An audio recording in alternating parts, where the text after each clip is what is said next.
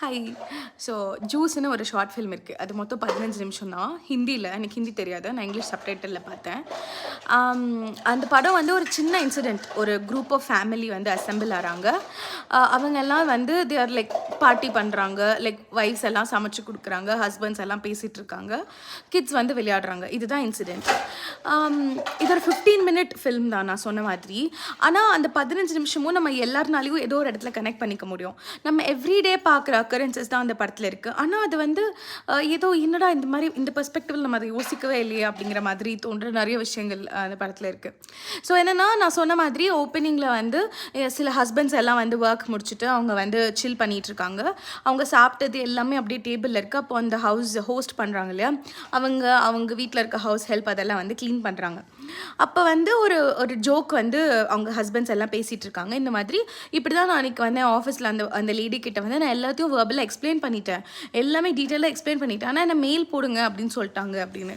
அது உடனே எல்லோரும் சிரிக்கிறாங்க. அவனுக்கு ப்ராப்ளமாக இருந்தது வந்து இமெயிலா இல்லை ஃபீமேலா அப்படின்னு சொல்லி.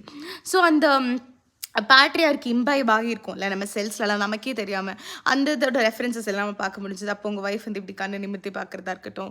அதுக்கப்புறம் வந்து அந்த குரூப் ஆஃப் குட்டி பசங்கள்லாம் விளையாண்டுட்டு இருக்காங்க. அதில் ஒரு பொண்ணு வந்து ஷீஸ் டூயிங் சம்திங். அப்போது அங்கே ஒரு கேரக்டர் வந்து வா நீ வந்து உன்னோட அண்ணா தம்பிக்கெல்லாம் சாப்பாடு கொண்டு வந்து கொடு அப்படின்னு சொன்ன அந்த ஜெண்டர் பேஸ்ட் ரோல்ஸை வந்து என்ஃபோர்ஸ் பண்ணுறதா இருக்கட்டும்.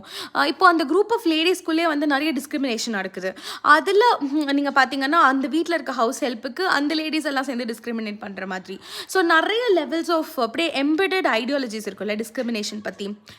நம்ம ஹவுஸ் ஹெல்ப்க்கு வந்து நம்ம குடிக்கிற கப்பில் காஃபி கொடுக்கறதா இருக்கட்டும், இல்லை டம்ளரில் தனியாக கொடுக்குறோமா அப்படி. ஸோ நிறைய லெவல்ஸில் வந்து அந்த ஃபில்ம் வந்து ரொம்ப ரெலவேட்டிங்காக இருந்தது. ஸோ மாசான மொமெண்ட் பார்த்தீங்கன்னா, ஸோ எல்லோரும் வந்து அப்படியே ஹீட் ஆஃப் த மொமெண்ட்டில் எல்லோரும் அந்த ஹோஸ்ட்டை கூப்பிட்டுட்டே இருப்பாங்க, எனக்கு சாப்பாடு எடுத்துகிட்டு வாங்க, இது கொடுங்க, அது சரியில்லை, வேர்க்குது, ஃபேன் வருது, அப்படி இப்படி போயிட்டுருக்கோம். அப்போ அந்த ஒரு மொமெண்ட்டில் she be like I'm done with you guys அப்படின்னு சொல்லி ஃப்ரிட்ஜில் இருந்து ஒரு டம்ளர் ஜூஸ் எடுத்துகிட்டு வந்து அப்படியே அந்த ஏர் கூலர் கிட்ட ஒரு சேர் போட்டு உட்காந்து ஷில் சிப் ஹர் ஜூஸ். அதோட அந்த படம் முடியும். அது எனக்கு ரொம்ப அப்படியே ஒரு ரெஃப்ரெஷிங்கான ஒரு மொமெண்ட்டாக இருந்துச்சு. ஸோ எல்லோரும் எனக்கு இதை எடுத்துகிட்டு வா, அந்த பிளேட்டில் இது கொண்டு அதுக்கணும், சும்மா அவங்க ரேண்டம் திங்ஸ் பேசுவாங்க. It is not even a very serious discussion. So அந்த மொமெண்ட்டில் வந்து ஒரு டம்ளர் எடுத்து வந்து ஜூஸ் போடுறதில்ல, ஃப்ரிட்ஜில் இருக்க எடுத்துகிட்டு வந்து அப்படியே உட்காந்து குடிக்கும்போது அதை பார்க்க வாவ், தட் இஸ் எமான்சிபேஷன் அப்படிங்கிற மாதிரி இருந்துச்சு.